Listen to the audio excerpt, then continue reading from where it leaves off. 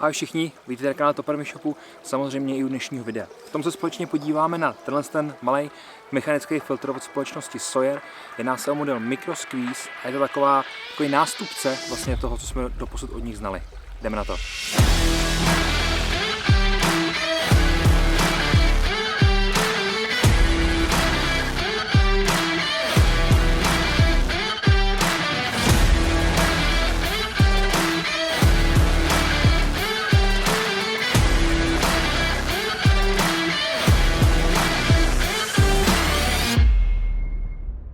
Takovýhle mechanický filtr může být úplně skvělým řešením, například když se nacházíte v přírodě, jako teďka já. Nechcete sebou tahat zbytečně moc vody, když jdete na 3 dny, nechcete mít sebou 5, 6, 7 litrů vody. Právě proto byste měli mít takovýhle filtr. Jedná se o mechanický filtr, uvnitř něj je taková motanina, takový smotek mikrovláken, jsou to vlastně malý uhlíkový vlákna, který mají tloušťku, ten průtok, ta tloušťka je žádná celá 1 mikronu. Je to opravdu velice malý vlákno. Například vlas má kolem 40 mikronů, takže je vidět, že opravdu tohle je opravdu velice tenký. A to nám vlastně zaručuje to, že veškerý ten sajraj, který bychom si mohli takhle nabrat z té vody, se zachytí právě vevnitř v tom smutku, v té motanině. Funguje to vlastně tak, že jak skrz to jde ta voda, tak všechno, co je větší než žádná celá 1 mikronu, se zkrátka v tom zachytí a zůstane to vlastně v té části a nám už vyteče úplně čistá voda. Co ten filtr umí a co naopak neumí? Ten filtr umí samozřejmě odfiltrovat veškeré mechanické záležitosti, ať už se jedná o nějaký kal, ať už se jedná o písek, drobné, něco takového, ale dokáže nám vyfiltrovat například i prvoky, bakterie a cysty, což je velice důležitý, jelikož ta havěť vám dokáže z poměrně příjemného víkendu někde venku v přírodě udělat velice nepříjemnou záležitost, to mi věřte. Co se týče těch bakterií, tak to dokáže odfiltrovat třeba E. coli, choleru nebo například salmonelu. A co se týče těch mikroorganismů, tak tady se bavíme o Giardia a Microsporidium, což jsou samozřejmě velice nebezpečné věci pro nás jako pro lidi. Ten filtr je opravdu malinký, jak je vidět, když sundám z toho ten náústek, schová se mu úplně v pohodě do ruky, délka nějakých 11,5 cm, šířka zhruba 3,5 cm, no a váží nějakých 45 gramů. Spolu s tím filtrem dostanete v balení i další věci, které tady mám, který jsem si dal vedle. Dostanete teda filtr, dostanete náhradní těsnění, což je super, protože se může stát například, že to těsnění vám vypadne nebo časem odejde, tak je super, že tady máme další, samozřejmě dá se ji dokoupit. Máme tady například i takovýhle brčko, hadičku, kterou nasadíte vlastně jenom na ten picí trn, který je vlastně na druhé straně a můžete pít přímo z toho toku. K tomu si za chvíličku něco řekneme. Kromě toho dostanete například i takovou redukci, ta se vlastně dává na ten vnější závit. Když tam tu redukci namontujete, tak jste pak schopný vzít například klasickou PET flašku a nasadit ji na ten opačný konec. Zase se chvíličku ukážeme, k čemu je to dobrý, těch možností je tam samozřejmě víc. Tak, kromě těch věcí dostanete například i čistící injekční stříkačku, tak kvůli tomu, že jelikož se jedná o mechanický filtr, tak se samozřejmě časem zanese, je potřeba ho vyčistit, takže ji pak jenom vlastně nasadíte na ten konec, kterým pijete, všechno to vypláchnete ven, no a dostaneme, co je super, takovouhle skládací flašku. Jedná se o 2litrovou flašku, paráda, že nám tady Sawyer takhle dopřál a dal nám vlastně tuto, ne litrovou. No a co se týče téhle flašky, je to nová generace, takže se už neláme, jako se lámala ta předchozí, můžeme si ukázat. Vlastně ta předchozí po určitým počtu použití složení se stalo, že v těch ohybech se začala lámat. Mohli jste si pořídit novou, nicméně jsem rád, že tady máme tu možnost, že tady mám vlastně tuto novou flašku ve spodní části a co se mi líbí, jsou takovýhle prolisy, který můžete vlastně propíchnout nebo například něčím proskřípnout, provít si tam třeba provázek a pak si tu flašku celou takhle někde pověsit. Dostaneme se k tomu, k čemu se dá použít, ale ještě bych se rád vrátil k tomu filtru jako takovým. Pojďme si popsat nějaké základní části. Vstupní část je ta zadní, kde je vlastně vnitřní závit. Máme tady takovýhle trn, kterým vlastně protýká ta voda. Je udělaný takhle malý, abyste tam nedostali žádný velký šutry, nic takového, takže tady takovýhle malý trn, tím vám proteče ta voda, dostane se do toho vnitřního systému, ten se začne plnit vodou a v okamžiku, kdy je celý vlastně naplněný, tak začne tu vodu vypouštět tou druhou stranou, kde je vlastně ten vnější závit, ne vnitřní, ale vnější.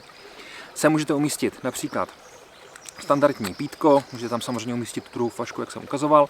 No a k těm vlastně filtrům existuje spousta různých redukcí, takže tohle to můžete nasadit jak na standardní PET flašku, tak samozřejmě i na tu flašku, co dostanete od Sawyru, ale co se mi líbí, můžete tohle vlastně nasadit například i na picí soustavu u hydratačního vaku, což je samozřejmě důležitý. Ten filtr jako takovej se nedá rozebrat, je zalisovaný dohromady a když ho chcete čistit, musíte ho čistit vlastně, jak jsem vám ukazoval, tím výstupním trnem. V okamžiku, kdy to chcete použít, potřebujete si vybrat správný vodní zdroj. Ten filtr nedokáže odfiltrovat těžký kovy, nedokáže odfiltrovat chemické látky a samozřejmě ani nějaký viry. To znamená, že si musíte zvolit takový vodní zdroj, aby byl co nejčistší. Není to o tom, že budete někde kolem nějakého potoka, který teče například skrz město, nebo kolem nějaký chemičky, nějakého zařízení, vy si vezmete ten filtr, napijete se a budete úplně v pohodě. Takhle to bohužel nefunguje. Nicméně Sawyer dělá samozřejmě i pěnové filtry, které dokážou právě odfiltrovat úplně všechny tyhle věci, takže vás z toho opravdu vyteče úplně čistá voda a nemusíte se ničeho bát. Pokud byste si nebyli jistý, tak je dobrý ten filtr zkombinovat například ještě s tabletama na čištění vody. V ideálním případě, jako máme teďka tady například my vedle sebe, jsme si zvolili takový vodní zdroj, který je co možná nejčistší. Je to pěkný lesní potůček, prošli jsme se kousíček proti toku, aby jsme zjistili vlastně, že tam někde neleží například mrtvá srnka nebo něco takového, takže jsme si to pěkně všechno ověřili. To znamená, že tady to, co máme pod sebou, tak to můžeme klidně pro ten případ využít. Existuje několik způsobů použití vlastně tohle z toho filtru. Jak jsem říkal, buď to můžete vzít hadičku, navlíct ji vlastně na tu vstupní část, na ten vstupní trn, kde je ten vnitřní závit a můžete pít přímo z toho vodního toku. Je to takový trošku neohrabaný, jelikož musíte vlastně, že to řeknu blbě, musíte přesát ten vnitřní systém a vyžadujete určitý zvyk, vyžadujete určitý jelikož není to samozřejmě úplně jednoduchý, ale můžete to takhle využít. Druhá možnost, jak to můžete využít, je například pomocí té PET flašky, jak už jsem říkal. Naberete tedy vodu do PET lahve, potom na to nasadíte ten filtr jako takovej a pomocí pítka, který se nachází na druhé straně, můžete v pohodě pít. To je další možnost. Samozřejmě tu flašku, pokud ji u sebe nemáte, tak byste u sebe rozhodně měli mít tu flašku právě od společnosti Sawyer. Zase jenom naberete, je to trošičku složitější, jelikož ty flašky jsou samozřejmě plochý, takže to musíte pořádně naplnit, můžete do toho třeba fouknout, aby se vám to zvětšilo, nicméně myslete na to, že když do toho budete foukat, tak byste neměli vkládat do pusy vlastně přímo ten vstup nebo ten závit, jelikož tam může být ta špinavá voda, která vám nemusí dělat úplně dobře. Velkou výhodou těch flašek ještě jedna věc, že dokážou stát, že stojí. To znamená, že naplníte, dostanou se dole a stojí, což je super. Takže můžete využít například i tu flašku a pít zase přímo z toho, nebo jak jsem říkal, můžete například nabrat vodu do hydratáku, pak na to přidělat, pít z toho hydratáku. No a další možnost, jaká je, tak vy vlastně můžete vzít třeba tu flašku, naplnit si ji, vodných si někde do tábora a následně to nechat vlastně přefiltrovat, překapat a právě k tomu slouží tahle redukce. Takže v ideálním případě vy si vlastně sundáte to pítko,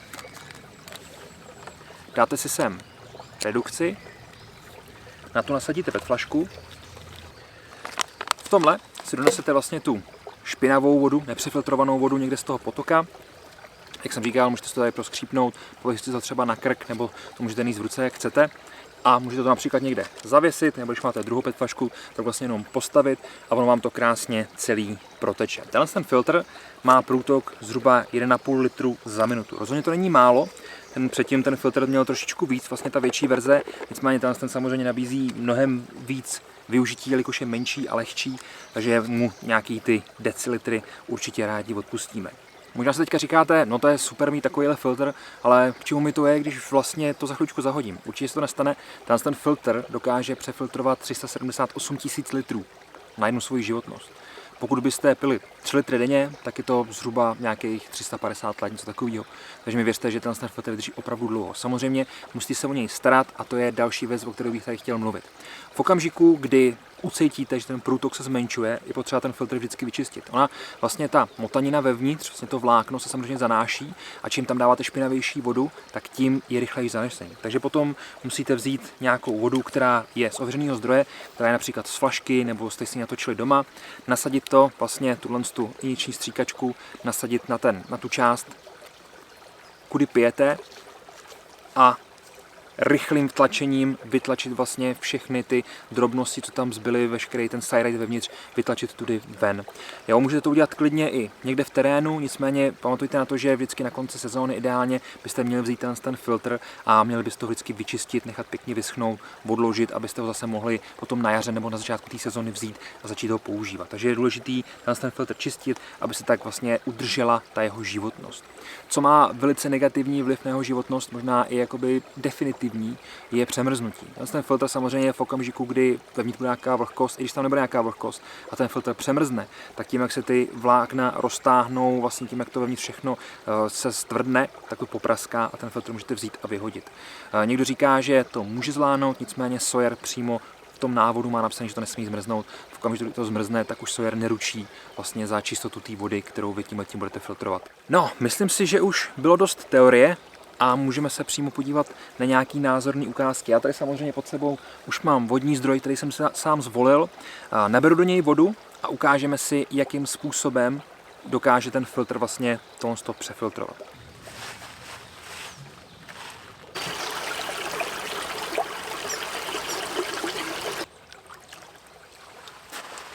Tak, máme nabranou vodu, nasadíme filtr, myslete na to, aby vám vlastně nikde ta voda potom netekla, aby to bylo opravdu bezpečný. Šroubujeme si to pítko, já si vezmu k ruce tu PET flašku s redukcí, pěkně ji tam našroubujeme. Jak je vidět, ještě nám nic neteče. Neteče nám nic protože se vlastně plní ta motanina vevnitř z toho vlákna.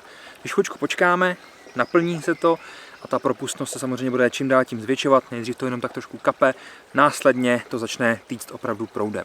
Můžeme si sundat vlastně ještě tu PET flašku, aby jsme viděli, jakým způsobem v okamžiku, kdy nebudete úplně spokojení s tím průtokem, klidně to můžete vzít a zatlačit na to, nic se tomu nestane. Ta motanina vlastně je to mechanický, to znamená, že to funguje furt stejně, i když tam budete zvětšovat ten tlak, nestane se, že byste protlačili nějaký mikroorganismus vlastně skrz tu motaninu. Vždycky to bude mít úplně stejnou výstupní kvalitu. Jak je vidět, už nám to pěkně teče. Tak, můžeme si nasadit, trošičku jsme si sice odpustili, nicméně vy to vlastně můžete vzít, nechat to takhle bejt a ono se vám to krásně celý přefiltruje, krásně to celý překape. Tak nevím, jestli to vidíte, nicméně počáteční velice pomalý kapání se nám samozřejmě zrychluje tím, jak se to celý plní, tím, jak to začíná vlastně víc účinkovat, následně to přejde v takovej drobnej proud a ten se samozřejmě potom zvětší. Tak jak vidíte, tak se nám to krásně trošičku urychlilo a už to máme nějaký takový standardní proud, který se samozřejmě bude zvětšovat až na ten průtok 1,5 litru za minutu. Tak v okamžiku, kdy jsme si nafiltrovali nějakou tu vodu, je potřeba si k ní říct ještě nějaké věci. Ta voda by se měla spotřebovat co nejrychleji. Opravdu není to, že si ji přefiltrujete, uskladníte ji někde na pár dní a můžete ji pít. Určitě ne. Tu vodu je potřeba spotřebovat samozřejmě co nejrychleji, klidně okamžitě ještě během těch následujících několika hodin, co půjdete, vždycky si pak můžete nabrat novou. V okamžiku, kdyby byly venku větší teploty, tak samozřejmě zase může dojít k množení těch věcí vevnitř a to určitě nechceme nic takového pít. Tady máme tedy filtr, který je podstatně těžší, než v okamžiku, kdy jsme ho nasazovali na tu flašku. Je to tím, že vevnitř zbyla nějaká voda. Je tedy lepší ho vzít a všechnu tu vodu z toho pěkně vyklepat. Tak a když to máte vyklepaný, je zase krásně lehký. Můžeme se klidně podívat na to, jakým způsobem se plní ta lahev.